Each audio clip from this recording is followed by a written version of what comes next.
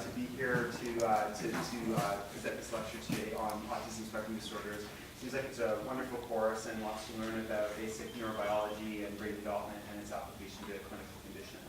Now, I should ask you before, do you use a mic or do you just project? Audio on that, we can turn it up a little bit, I think. Can people hear me at the back reasonably? Okay, no problem. Great. So I'll just start with a general introduction. So as Dr. Boulduc was saying, autism spectrum disorders are neurodevelopmental disorders, complex etiology. There's no question that they have their origins in really prenatal brain development. There's likely an interaction between both genetic and non-genetic factors. So it's kind of a complex human disorder, affects people across the lifespan. Genetics play an important role, and neurobiology is important to understand in terms of the clinical manifestations.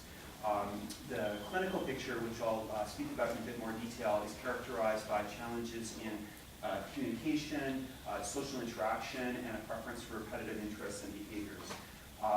There's a lot of controversy currently in the media about sort of how the autism or autisms are defined. You've probably heard about the planned transition from DSM-4 to DSM-5 and the changes in sort of how the specific subtypes will be considered. And I'll speak a bit more about that as well.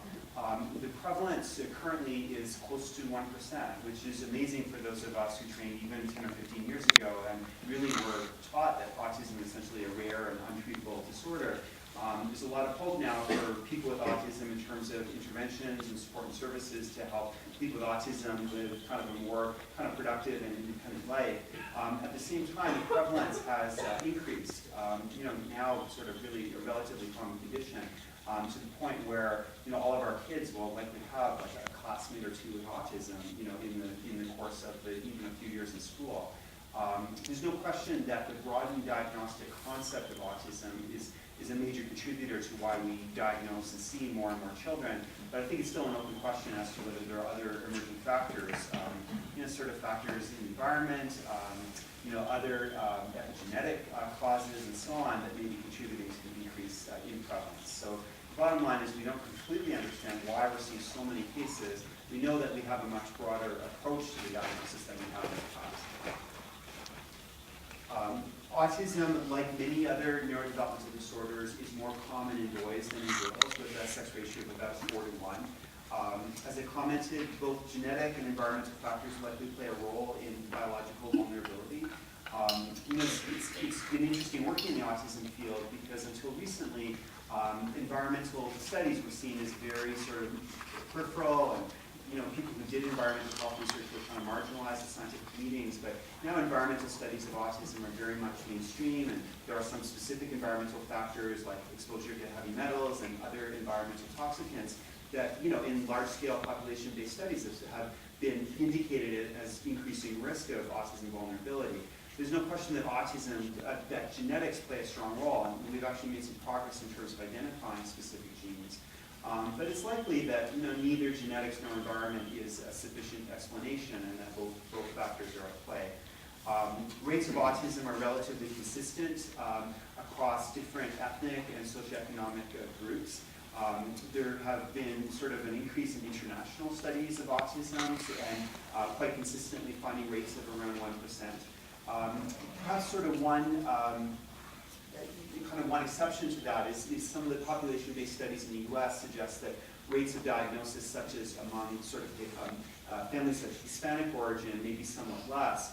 But that's likely tied to kind of access to health services. So particularly in the States where there isn't universal health care, availability of insurance or access to high-quality healthcare services obviously is going to impact on diagnostic rates. So variation by ethnicity, at least in the States, is probably more a factor of health service access than sort of genuine difference in prevalence.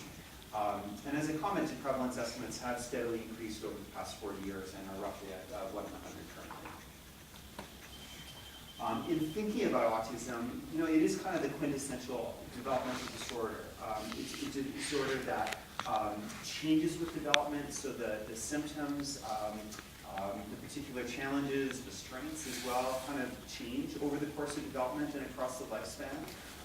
As Francois was indicating, we have a long way to go in terms of understanding the different, the manifestations of autism in different age groups and the relationship to different developmental levels and even sort of different underlying biologies. In the same way, though, I think we're gaining a better appreciation of how autism itself affects development. That if autism sort of fundamentally is a disorder of kind of social orienting, then if infants are not sort of kind of orienting to the same kind of in the same way in infancy, so they're not orienting to their parents, they're not orienting to other social things happening in the environment, and they're sort of cut off from a lot of learning opportunities. And in a way, the autism itself, in terms of sort of being a deficit of social orienting, kind of reduces opportunities for kind of spontaneous learning, development of early relationships, and accordingly, there are some studies now looking at at-risk infants suggesting that some of the cognitive impairment associated with autism is actually emergent, and that in fact the social impairments may actually precede some of the more severe intellectual impairments, again reinforcing that that not only that autism may impact on sort of subsequent development, but that intervention for autism may actually sort of prevent some of the later cognitive disability associated with the disorder. There's a very experienced clinician in the States who's commented that if you've seen one child with autism, you've seen one child with autism, and I think more and more we have a greater appreciation for the diversity among children with autism. It's difficult to stereotype, it's difficult to say there's any sort of one feature that sort of makes or breaks the diagnosis. And we have to be very cautious about thinking about all people with autism as being the same, because it is a multifaceted condition with considerable diversity in language level, intellectual skills, symptom severity, and even sort of functional skills and the way that people can contribute. This clinical heterogeneity probably has some relationship to underlying etiologic heterogeneity, but it's also quite clear that there isn't a one-to-one relationship. And there are families where there's a single genetic variant responsible for multiple cases of autism, and yet even within that family and with the same genetic etiology, you actually see considerable variation in expression. And again, I think that speaks to the etiologic complexity in autism, and even where there's a major locus involved, there are likely other modifying genes or even environmental factors that may ultimately influence the overall expression. So autism ultimately is a behaviorally defined disorder that's characterized by three main areas of impairment: social interaction and communication, and then a preference for repetitive interests and behaviors. In terms of social interaction, this is some of the features that are very specific to autism are the use of kind of nonverbal means as a way of mediating social interaction. So, very intuitively and without, kind of spontaneously without thinking about it, when we're hanging out with a friend or having a conversation, we look them in the eye, we sort of vary our body posture and distance, we use gestures. As a way of both kind of maintaining their interest and engagement and sort of emphasizing what we're trying to say.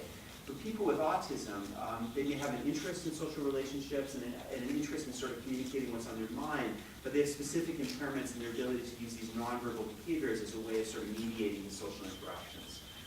As a result, people with autism have challenges in their peer relationships. And again, that can range from a child who's really quite socially isolated and not sure how to reach out, to a child who may actually be very interested in spending time with other kids and having friends, and yet have difficulties with sort of the kind of some of the nuances of social interaction, like the nonverbal behaviors like eye gaze and use of gestures and their implicit understanding of social cues, and all of those contribute to impair friendships and social relationships. And even among very high-functioning individuals with autism, so those individuals who have average IQ or good language skills, particularly as adolescents, as kind of opportunities for parents to set up play dates and kind of lessen, then those adolescents actually become very socially isolated. And it's really a minority of people with autism who are able to have close friendships and are able to sort of feel like they belong within a social circle, despite their abilities and despite their interests and efforts. Within autism, there may be a lack of seeking to share enjoyment with others. and a lack of what's described as social emotional reciprocity. And that really characterizes sort of the back and forth nature of our social interactions, the fact that in order, as part of our friendships, as part of our communications, just part of our day-to-day interactions with people, it really requires us to sort of think about the perspective of the other person. What information do they need, sort of what are their expectations, what interests them, and what might sort of motivate them to sort of keep the interaction going. Again, even when people with autism are motivated to participate in those kinds of social interactions, they may lack the ability to sort of appreciate the perspective of other people and sort of read those cues sort of from the context. So here's a couple examples of impairments in social interaction. I think with a particular focus on sort of social approach in the first little guy, and then even in a child who's kind of interested in having some interaction, you can see some of the impairments in the nonverbal communication, the eye gaze, the kind of sort of the body language and so on.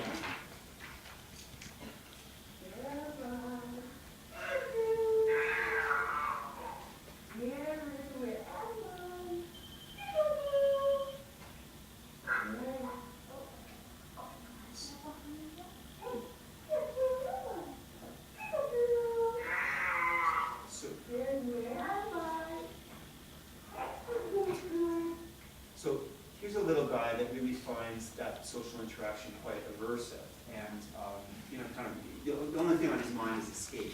And again, if he's sort of going through that for the first few years of his life, he's really going to miss out on learning opportunities that would be based on sort of kind of an enjoyable interaction with a social partner. He's actually the same little guy a few years later, after some intervention and after some improvement, much more comfortable with interacting, sort of much more calm, but you can still see some of the impairments in nonverbal communication and how that impacts on the social interaction. What's that? Oh,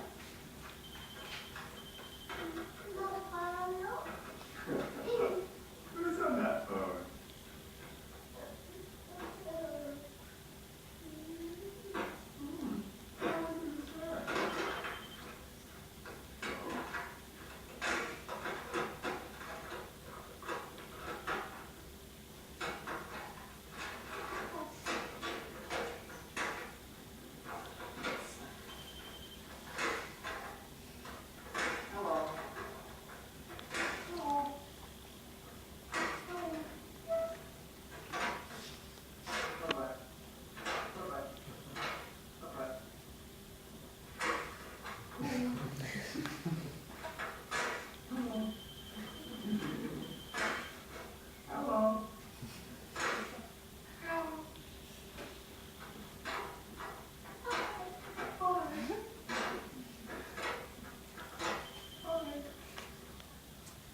You can kind of see how it's sort of by kind of playing a game with him, I kind of scaffolded some of the kind of social interaction and how he kind of got the idea of the game and started to respond.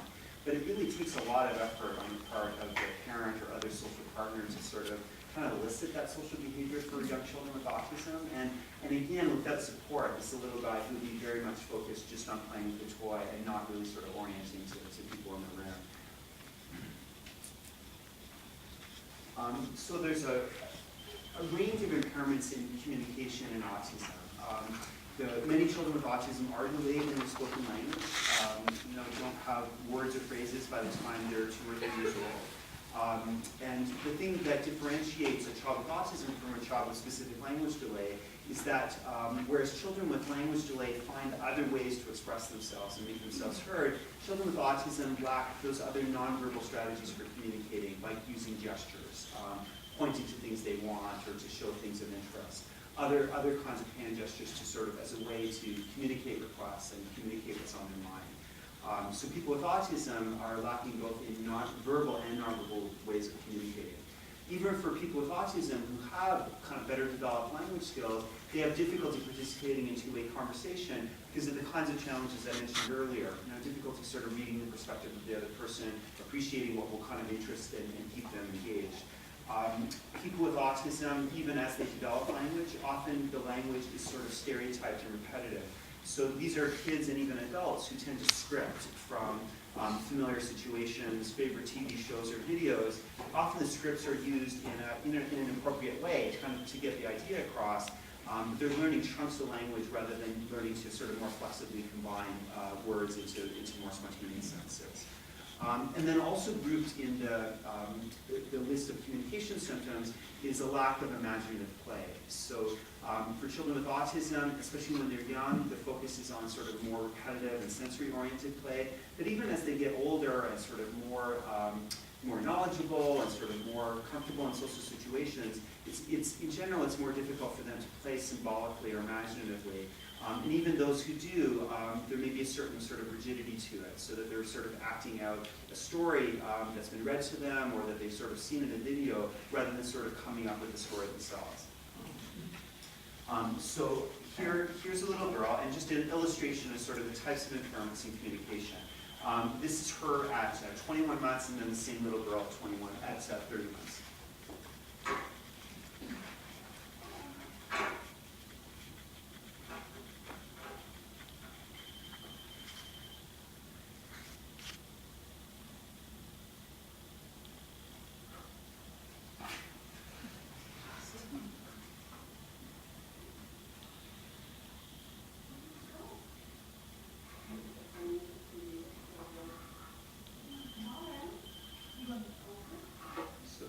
This is kind of an extreme illustration of a child with autism who has sort of very limited repertoire of communication skills. You can see that part of her, communication impairment stems from her lack of social engagement. I mean, you really need to sort of appreciate that you have a social partner in order to communicate something. There has to be sort of that intent to share an idea or information with another person. Even when she's really motivated to do something like leave the room, she's actually sort of communicating it by sort of taking her mom's hand and placing it on the door, and also almost kind of using her mom's hand sort of as a means to an end, rather than communicating the message to her mom as a person. Here's the same little girl who has actually become, with 9 months later, has actually become quite verbal, more engaged, but you can see some of the repetitive or stereotyped aspects to her language.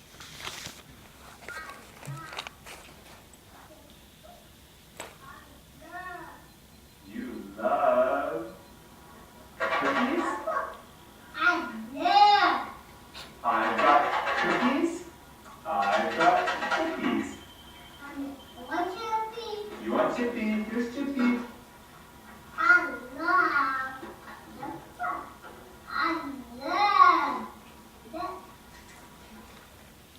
So again, in a way, it's sort of illustrating a number of the symptoms that I've talked about. So first of all, language is actually quite repetitive.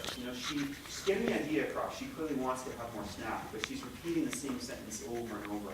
The other thing that you can see is that even though she's expressing herself verbally, she's not really making eye contact. Her facial expression is kind of flat, and in general, she's sort of more kind of focused on the actual snack than on trying to get my attention. So I'm going to say, the other thing is that this whole notion of reciprocity. She's just sort of going on and on until she sort of gets the snack. This could be a fun situation where we might joke around about the snack, or kind of she might sort of comment that it's yummy, but she's very goal-oriented. She just wants to get that snack, and that sort of lack of reciprocity is sort of making it very difficult for us to sort of form kind of more of a two-way interaction. As the adult in the room, I can kind of I can appreciate sort of what she's looking for and adjust my behavior accordingly. But you can imagine watching this little girl sort of in a room full of her peers, and how difficult it would be for the peers to understand, kind of appreciate where she's coming from. And the tendency is she's going to sort of be kind of on her own, kind of doing her own thing. She's not going to initiate with the other children, and they're going to have a hard time sort of reading her signals, because some of her communication behaviors are somewhat atypical, and that's going to sort of compound her isolation. And then finally, people with autism tend to have repetitive interests and behaviors. So first of all, they can have circumscribed interests. So these sort of very narrow or intense interests that can become major preoccupations, and rather than creating a platform for kind of shared interest and kind of developing friendships based on the shared interest, they're interests that are so intense and unusual they don't really sort of lend themselves to sort of sharing. There are teens with autism who get really into bus schedules, and they're actually much more interested in sort of knowing sort of which numbered bus goes on which route than actually taking the bus somewhere or going out with someone, or actually using that bus information for kind of a practical reason. People with autism may have challenges with getting stuck on particular routines and rituals, needing to do things in a particular fashion or sequence in a way that can actually sort of add a lot of time to activities, get in the way of doing other more age-appropriate activities, and can lead to a lot of distress when people need to, are trying to interfere with the rituals. So, a child that needs to step on every single tile in this room, would have a really hard time sort of sitting down and spending time with you. A child in the classroom who needs to always be first in line may not be well understood by their classmates, and you can imagine that leading to kind of potential conflict. Classically, people with autism have stereotype repetitive motor mannerisms like hand flapping or posturing. And then some children with autism have preoccupation with parts of objects. So I talked about sort of lack of age-appropriate imaginative play. Many children with autism, particularly at an early age, get stuck on particular parts of toys. So like spinning the wheels of a toy car or waving string in front of their face. And again, sort of are really motivated by the sensation that might accompany that. So kind of the visual sensation of seeing something swing or spin. But that preference and preoccupation gets in the way of them playing with the toys in a more functional way. So again, here's a couple of illustrations of that.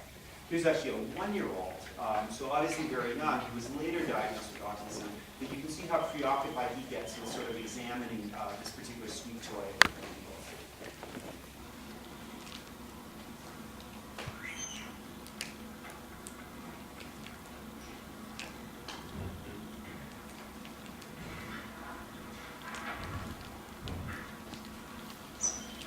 First, it doesn't look so atypical, but he's just continuing to sort of inspect that and look at it at different angles and kind of feel what it feels like when he squeezes it.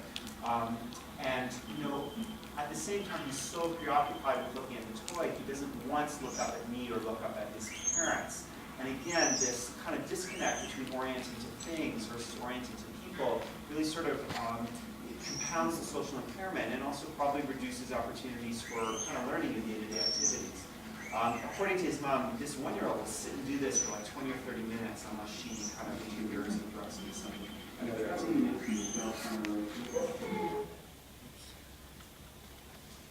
Here's another little guy who has sort of more classic repetitive stereotype motor behavior.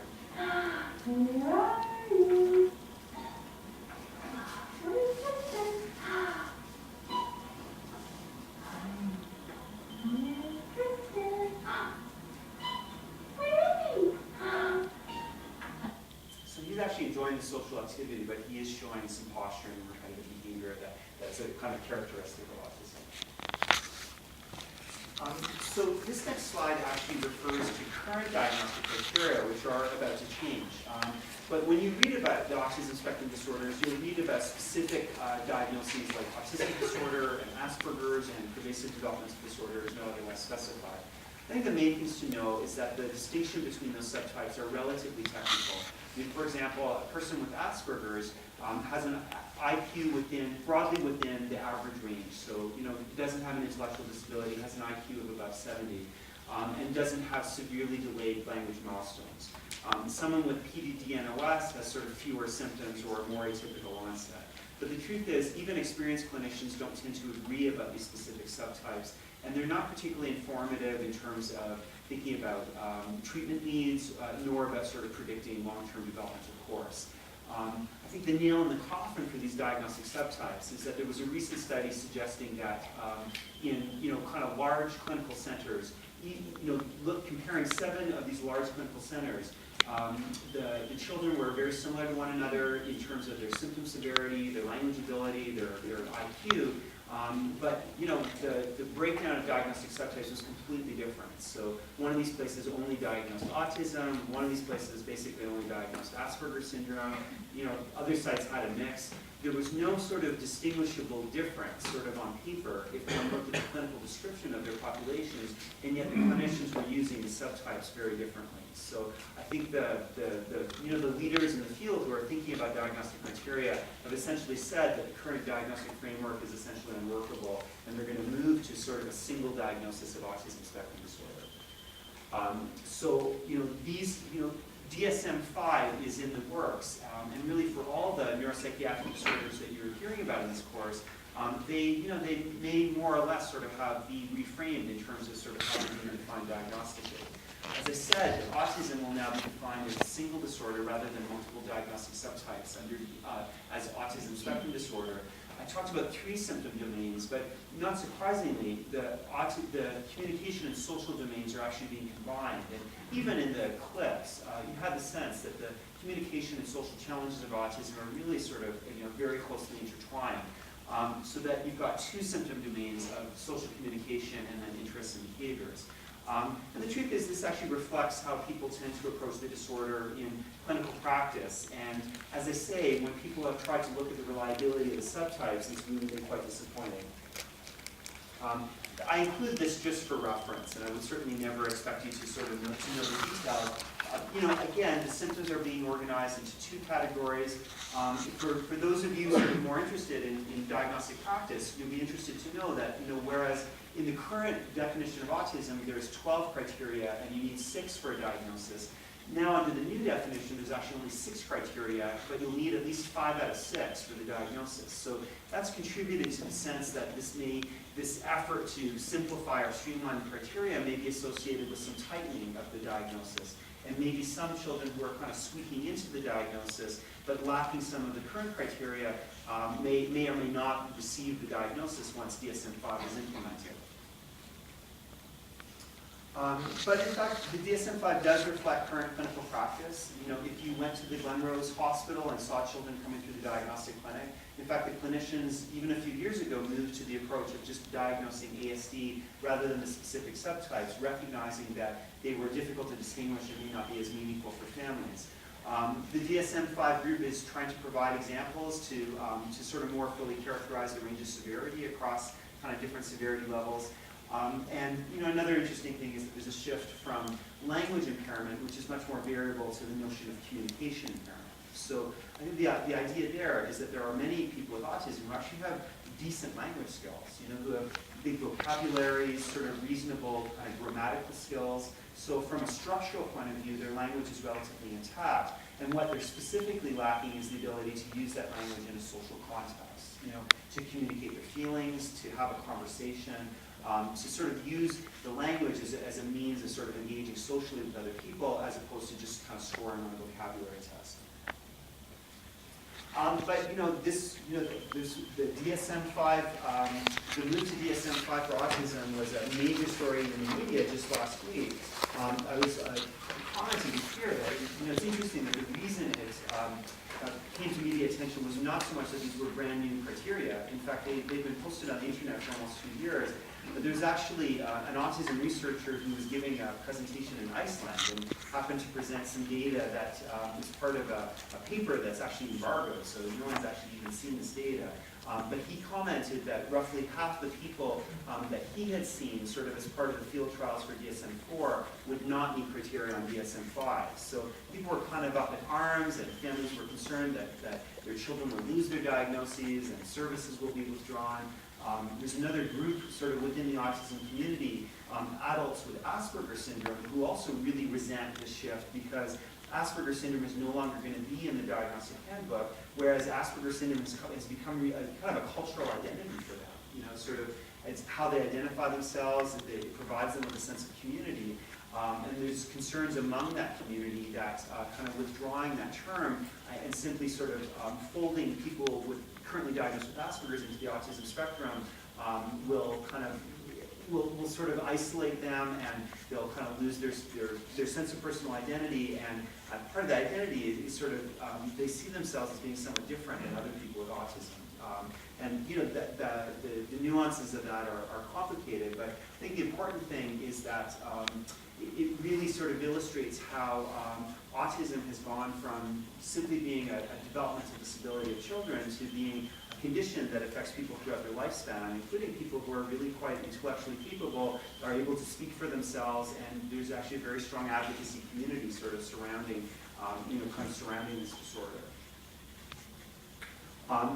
Assessment for autism, there are essentially 3 elements. One is a structured developmental and medical history. The second is structured observations of behavior in an interactive context. So the video clips, for example, that I presented are part of a standardized assessment called the Autism Diagnostic Observation Schedule. And the idea is that kind of both the parent's perspective and their description of the child and your own observations in interacting with the child are essential to making a diagnosis. It gives you sort of a more complete picture, and either on their own is not sufficient. The other third sort of critical element to an autism assessment is a developmental context, and essentially an appreciation of the child's language, cognitive, and adaptive skills based on standardized testing. Autism, like many of the other neuropsychiatric conditions, remains a clinical diagnosis. So even though there's been considerable advances in the field to having standardized assessment tools that can be administered reliably and comparably, so as Francois was saying, that a child seen in France, using the same instrument should have similar scores as the child being seen in Edmonton. Ultimately, it's a clinical judgment of an experienced clinician and a multidisciplinary team. And this does remain the gold standard. In practice, as you can appreciate, the available information varies tremendously, as does the experience of the clinician. And there can be challenges at either end of the developmental continuum. A child who's either very young or severely delayed versus an adult with mild symptoms can create considerable clinical challenges around diagnosis. And then this slide just sort of makes that point. I think the other important point is that there's sort of a kind of a checkered history between the medical community and the parent community when it comes to autism. Historically, autism, in the 50s and 60s was viewed as a disorder of early parent-child relationships, and there was a psychologist named Rudolf Benelheim who sort of coined the term refrigerator mothers, and really mothers in particular were sort of blamed for their child's disability.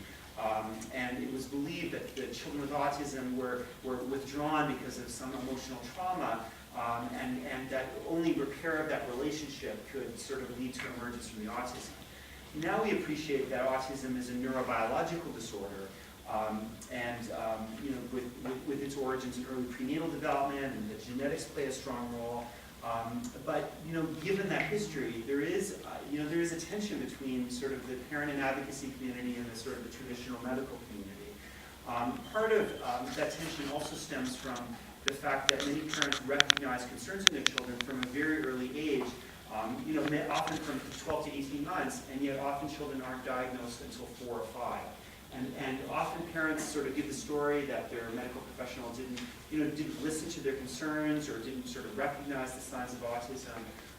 So within autism, we have a very healthy respect for parents' perspectives, and we listen very carefully to parents' concerns about their children.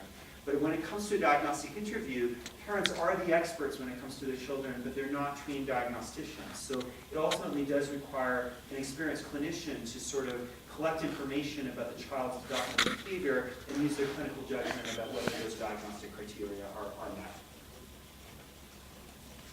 So moving on to the neurobiology of autism. Actually, since this is separated into sections, maybe just briefly, are there any questions about the clinical presentation or diagnosis of autism? Well, if you have questions later on, that's fine. I'll kind of take a break sort of in each section to see if you have any questions. Okay, so neurobiology. So, as I mentioned, autism is now understood as a neurobiological disorder that associated with atypical early brain development. Perhaps the most robust biological marker of autism is abnormal acceleration of general acceleration of brain growth in the first few years of life. This was initially recognized through studies of head circumference, and it was recognized that children at birth with autism tend to have roughly average head sizes, and then if you track that head circumference growth over the first few years, there is this atypical acceleration, so that children move from the average range to the macrocephalic range. So, roughly 20 or 30% of children with autism by the age of 3 will have head circumferences above 1.5 or 2 standard deviations above the mean. As neuroimaging research and technology has advanced, we've developed a better and better understanding of the specific abnormalities in brain development in autism, although there are still many unanswered questions. In general, there's evidence that autism is a disorder of brain connectivity. So rather than just viewing autism as a disorder that's kind of located within a particular region of the brain, like the limbic system or amygdala, rather there's evidence, increasing evidence, particularly as we're able to study the development of white matter tract, of kind of premature and enhanced local connectivity at the expense of distal connectivity. There's also evidence from neuroimaging studies of general white matter abnormalities based on imaging technique of diffusion tensor imaging. There have been several studies of neuropathology in autism. There's actually an autism brain bank that's sort of housed within the U.S. Where the families sort of actually kind of make a decision to provide the brains of people with autism in their family who've had premature deaths. And there's actually been a number of studies looking at the neuropathology of autism in a number of ways. There are kind of variations across studies. A group from Boston, Margaret Bauman and Thomas Kemper, conducted sort of a seminal series of neuropathological studies in the 1980s and found abnormalities that were centered in the limbic system and the cerebellum, specifically a reduced number of cerebellar Purkinje cells and small and densely packed neurons in the limbic regions, including the amygdala, the hippocampus, and the entorhinal cortex. The availability of functional neuroimaging studies have been able to link the specific kind of impairments of autism, particularly in social perception, to specific brain regions. One of the sort of the characteristic sort of neuropsychological impairments of autism is impairments in face recognition. So people with autism have difficulty recognizing people's faces, particularly people who are sort of less familiar to them. And they also have difficulty reading facial emotion. So whereas they may recognize extremes of emotion, such as kind of anger and obvious joy, they may have difficulty detecting sort of more subtle variation in facial emotion. And this actually correlates with reduced activation of the amygdala during, and specifically of the fusiform gyrus during face recognition tasks. In terms of accelerated brain growth in autism, as I said, this is sort of the most common neurobiological finding in autism.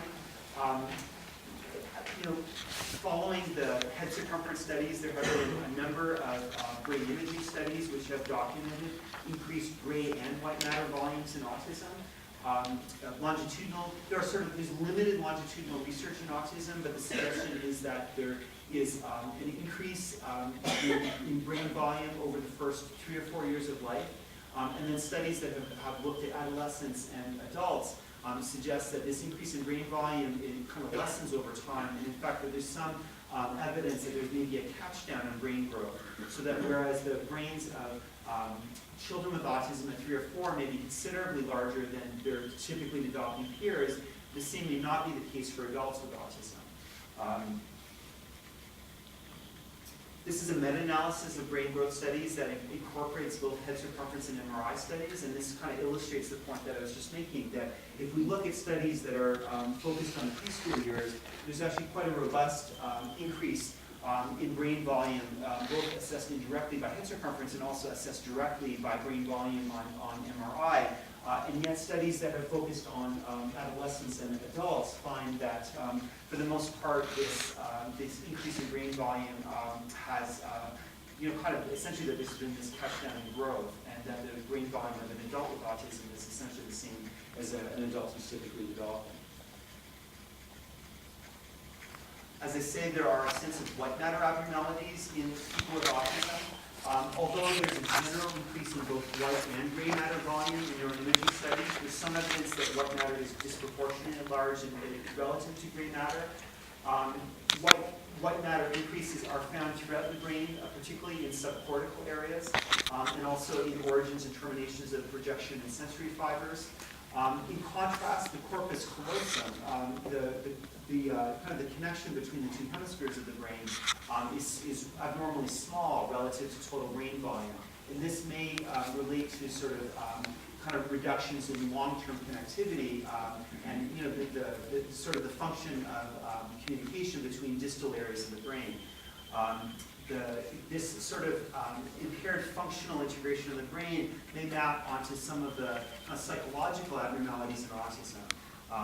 People with autism may be very good at kind of processing details. So there's an atypical proportion of people with autism who have perfect pitch, are able to sort of recognize sort of very subtle variations in auditory stimuli. Likewise, people with autism may be exceptional at picking up visual detail from pictures.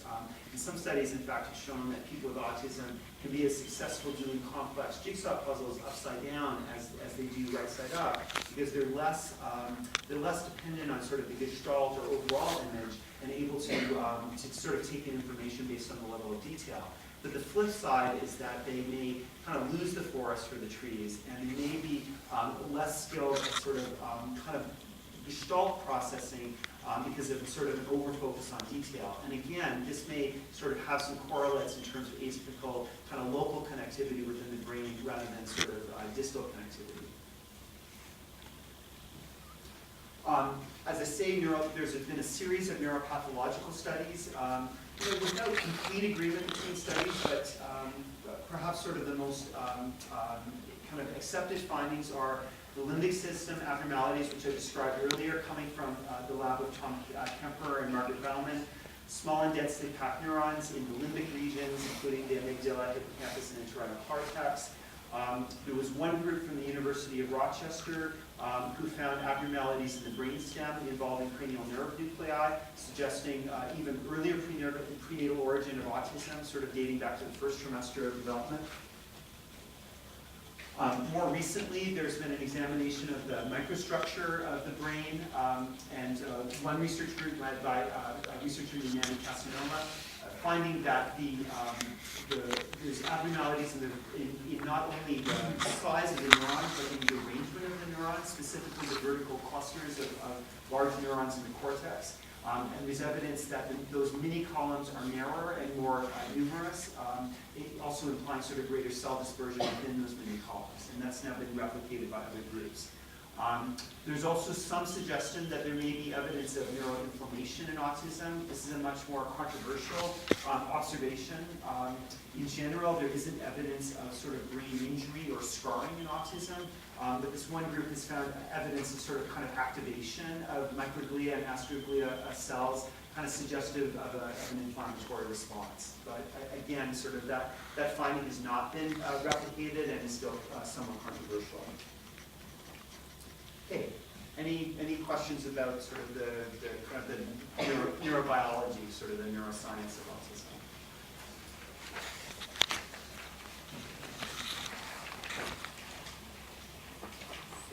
So we'll move on to talk about the genetics.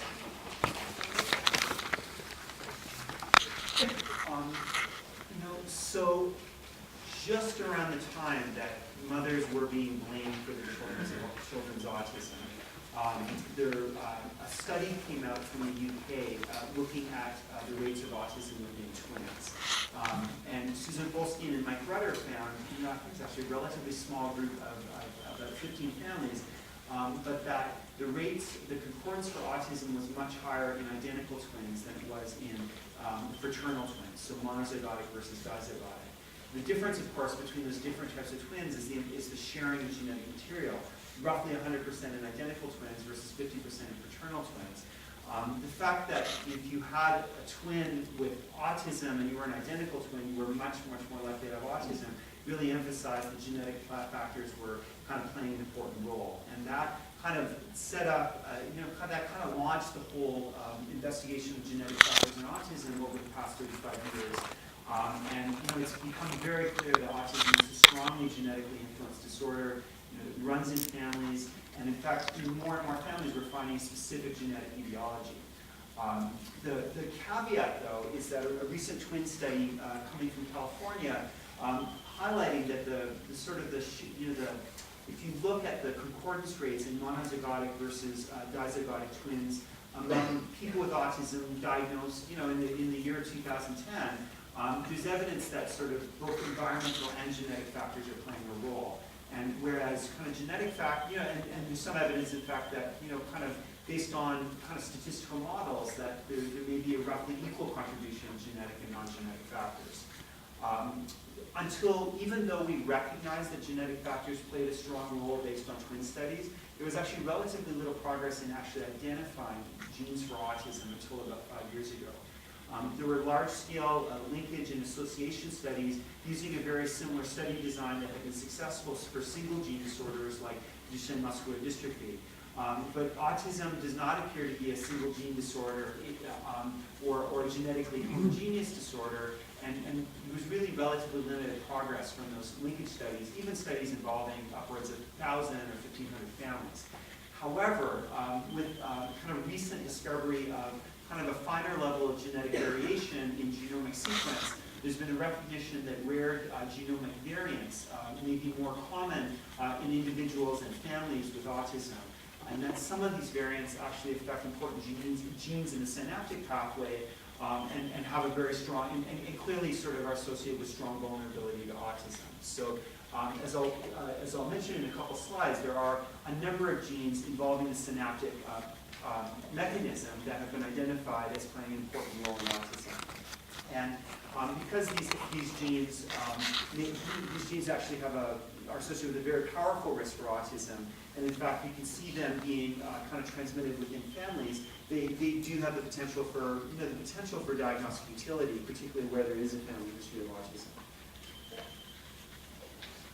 As I mentioned, the recognition of twin concordance in autism suggested both that genetics play an important role, but also that autism is a condition with complex inheritance. The discovery of these rare copy number variants have finally given us some traction in terms of identifying specific genes. And those genes included genes involved in kind of presynaptic or postsynaptic mechanism, including orexin, a gene called contactin associated protein like 2, and a patch domain containing protein. And these genes share a common mechanism around synaptic plasticity, and are consistent with sort of our overall thinking about autism being being a disorder of connectivity. So if there are abnormalities in synaptic genes, this is going to have an effect on sort of how different areas of the brain are interacting and connecting. So, for example, neuroligin 3 and 4 are involved in postsynaptic receptors activated by glutamate. Neurexin is involved in presynaptic receptors also involving glutamate, and so on.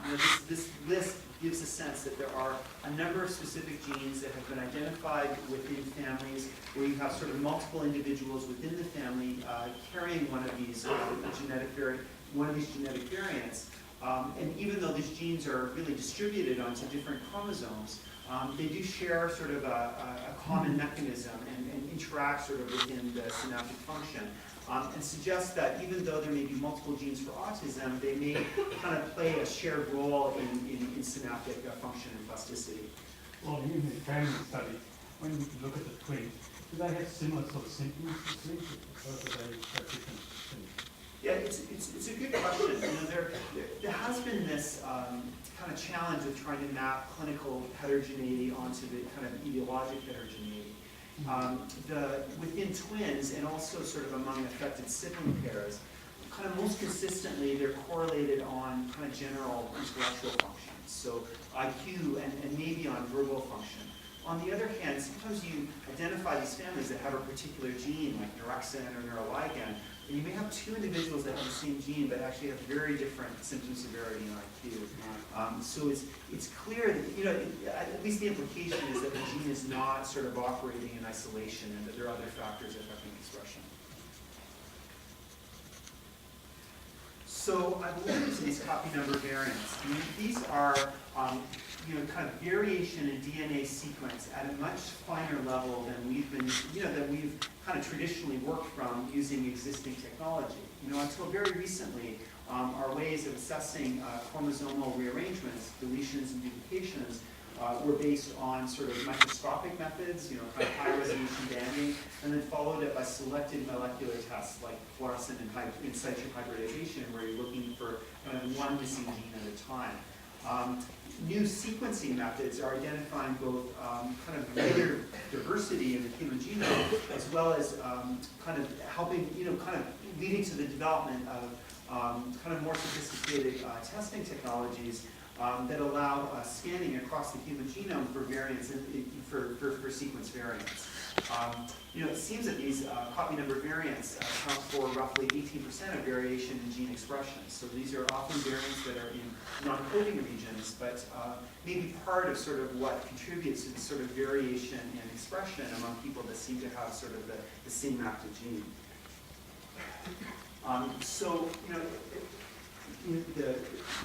The approach for identifying these copy number variants is essentially to hybridize a kind of a patient DNA together with the control DNA. And these, the DNA is broken into sort of kind of very, very tiny fragments. Some of these microchips can assess kind of 1 million kind of variants that kind of distributed throughout the human genome. Essentially, if you've got, there's a hybridization and there's sort of a measurement of kind of fluorescence and color sort of based on the dose of the particular region. So if the individual is missing a particular segment, then when the patient DNA is combined with control DNA, then in total there's just going to be one copy. On the other hand, if there is an extra piece of segment, so if the individual has a duplication, that individual will contribute 2 copies, the control will contribute 1 copy, and then you'll have 3 copies overall. Obviously, the normal is to have 1 copy from the patient and 1 copy from the control. It's a relatively sort of simple concept, but it allows you to look at variation in sort of genomic dose sort of across the entire genome and find areas of microdeletion and microduplication. And again, rather than doing this as a targeted test for one particular gene, you can do this on up to 1 million markers and beyond. And the testing for this is actually moving very rapidly to testing for sort of discrete markers to kind of entire exome sequencing. And it's an amazing time to be living where whereas kind of 20 years ago the human genome program, the human genome project was successful in sequencing the entire human genome at a cost of billions of dollars. We're actually very rapidly moving to a time where you can commercially sequence your entire genome for less than a cost of $1,000. And as the cost of the sequencing technology starts to rival the cost of sort of conventional genetic testing, such as a karyotype, to sort of look at the chromosomes under the microscope, there's been this rapid uptake in the sequencing approach into the clinical labs. I should mention, though, and this follows up on Kier's question, that even within families that share the same genetic variant, there may be considerable variation in expression. So this is a paper that published on a number of families that contain individuals with autism that had a particular genetic deletion at chromosome 6, on the short arm of chromosome 16. But what you can see here is that there were, particularly for families that carried the duplication rather than the deletion, there were families, in fact, where there were more than one child that carried the duplication, and yet one child had autism and the other child didn't. Whereas there were other families, in fact, where sometimes the not illustrated on this slide, but there were other families where there were more than one child in the autism, more than one child in the SIB that had autism, and yet only one had a genetic variant and the other didn't. So even in families where you can identify a specific genetic variant, there isn't a one-to-one correspondence between the presence of that variant and the development of autism. And this sort of led to sort of general thinking about this genetic variance as playing sort of more or less of a critical role in the development of autism. Whereas some of these variants may be sufficient for the development of autism, particularly a deletion on chromosome 16, whereas a duplication at the same locus may only increase risk. So I think the important thing to know here is that unlike, unlike when we learn about the genetics of single gene disorders like cystic fibrosis and Duchenne muscular dystrophy, where the presence of an atypical gene sort of implies the presence of disorder, in autism and other neuropsychiatric disorders, the genes might be thought of as kind of essentially risk factors, that increase the likelihood of the person developing autism, but it's not quite as deterministic. It's really sort of more of a statistical modification of risk in knowing the genetic profile rather than being a diagnostic test. Okay. Any quick questions about genetics of autism? Please. On that slide with the families and the squares in the circle. Yes. So were you saying that not all those kids with the arrows pointing on them had autism, or they did? So thank you for asking me to clarify that. So the people sort of marked in that are shaded in this with a sort of solid black have autism. The people who are shaded either gray or sort of on a kind of one grid like this. These are people who have other developmental impairments, like language disorders or severe learning disabilities, but don't have autism. Okay, so thanks for clarifying that. Any other questions about the genetics section?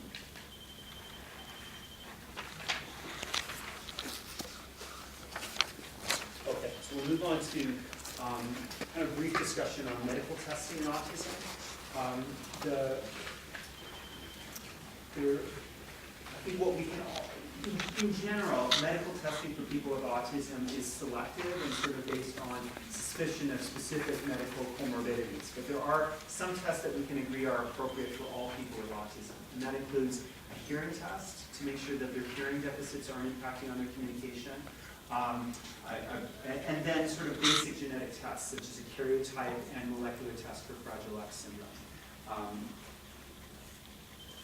Other recommended tests for consideration are examine sort of other conditions that may be associated with autism, like iron deficiency, metabolic disorders. I'll leave the genetic piece for a moment, and I'll also talk in more detail about EEG and neuroimaging. So I say that the recommendation is for chromosomes and molecular tests for Fragile X, and that's what is currently done in the clinic, in Edmonton and other parts of Canada. In fact, just in 2010, it was recommended that this new genomic approach to testing for genetic variants in autism become the standard of practice, and that array comparative genomic hybridization should actually be viewed as sort of the gold standard rather than the traditional testing for chromosomes. This is a somewhat controversial recommendation in that there are many variants that may be identified for this microarray testing that may not have a clear clinical interpretation.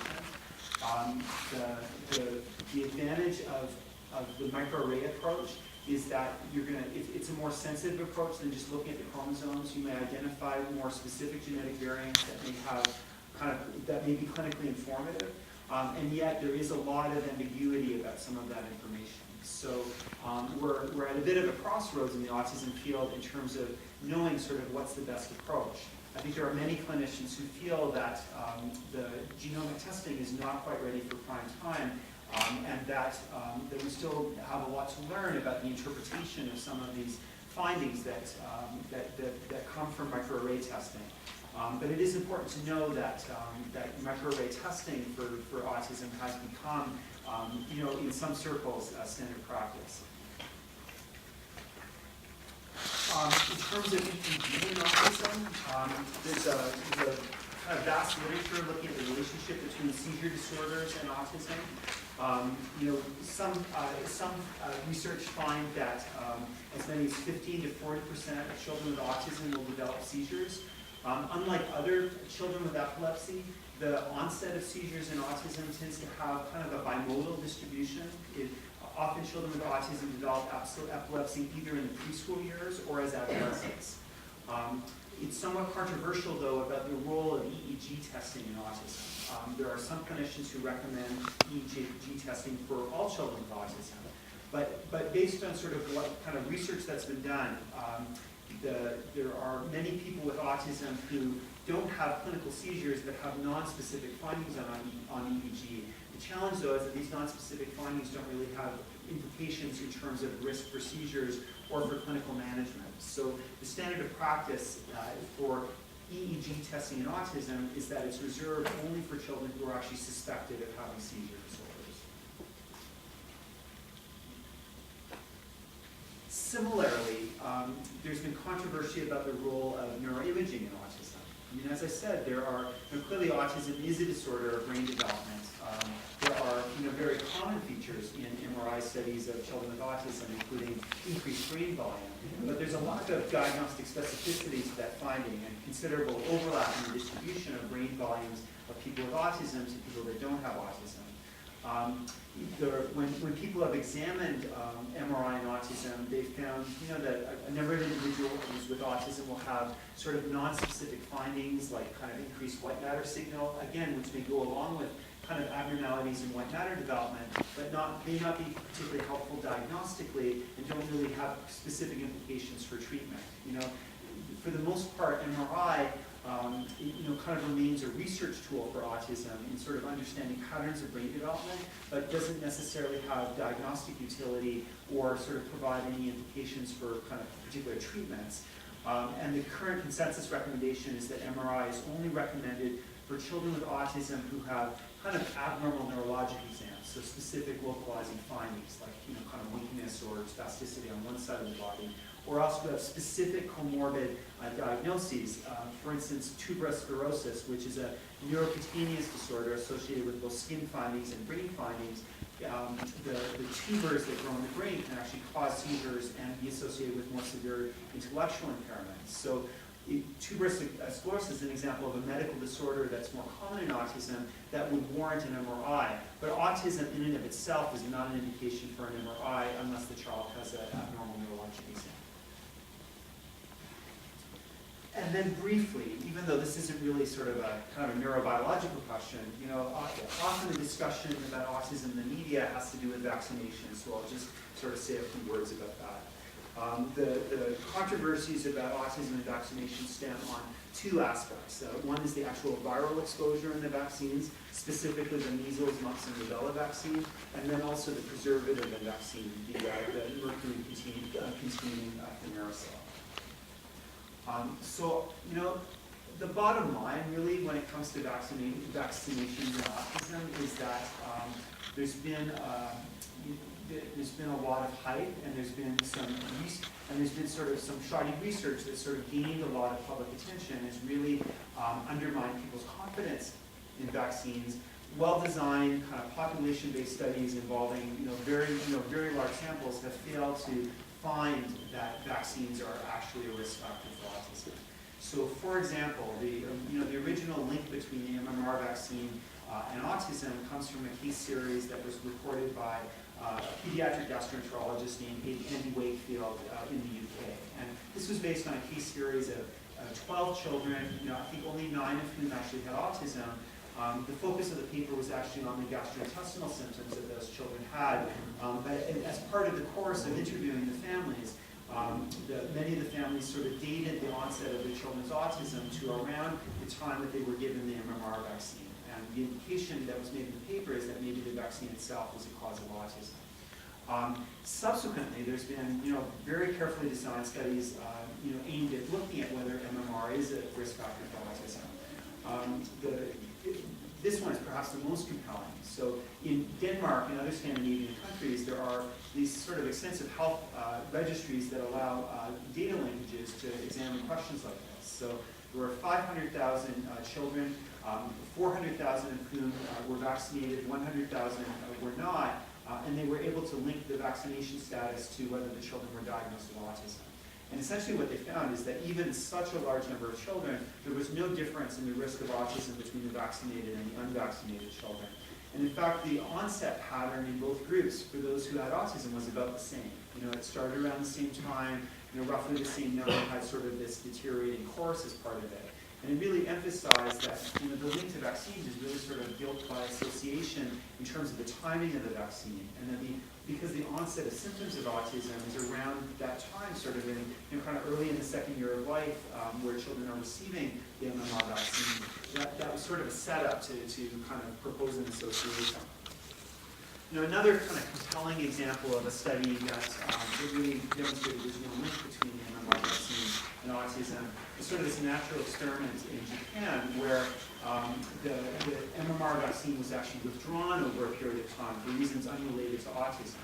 And over a period of about 10 years, so actually, about 8 years, the vaccine coverage rate went from 70% to 0. And over that time, cases of autism continue to increase. So again, if MMR vaccine was a major cause of autism, you would expect the rates to drop rather than to increase. And then, there's been discussion as to whether the mercury-containing thimerosal preservative in vaccines like the DPTP booster is a cause of autism. Now, in fact, the Canadian vaccines don't even contain this preservative anymore, with the exception of some of the batches of the flu vaccine and the hepatitis vaccine. This is a vaccine. This is a preservative that's used for multi-use vaccines, and as the field has moved to single-use vaccines, it's really sort of no longer a component of Canadian vaccines. But even without that, there's clear evidence that again that the exposure to thimerosal does not actually raise rates of autism. So this is an epidemiologic study that was done in Montreal about 5 years ago.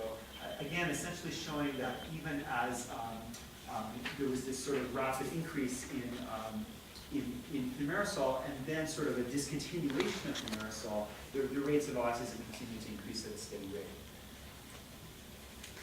And the interesting footnote on the story is that there's been this expose on Dr. Wakefield, who originally published this series. The research itself had already been kind of largely discredited, and his co-authors had sort of withdrawn their names from the paper. But in fact, in investigative journalism, a journalist in the UK sort of probed a bit deeper into the original case series. And it turns out that there was evidence of that. Not only were some of the records falsified, but there was a serious conflict of interest. This wasn't sort of a random group of families that had come together for a research study, but rather a group of families that had approached Dr.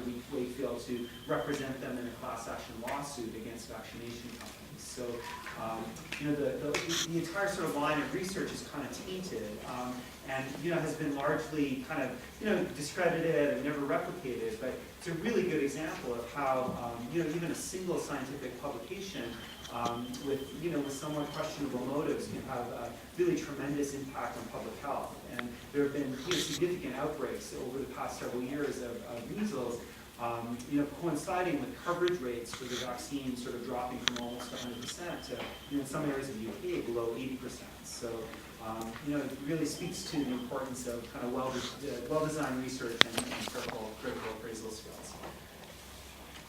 So to briefly summarize, autism is a complex and heterogeneous developmental disorder defined by 3 core areas of impairment in communication, interaction, and interest in repetitive interests and behaviors. Autism is truly a neurodevelopmental disorder characterized by atypical brain development, including accelerated postnatal cortical growth and function, such as hypoactivation of the fusiform face gyrus in response to face recognition tasks. Autism is highly heritable and strongly influenced by genetic factors. There have been major advances in identifying genes with autism associated with these specific copy number genomic variants. But there's clearly complex clinical and ethical issues related to implementation of new approaches to genetic testing, and at the same time, we recognize that both genetics and environment play an important role in the etiology of autism.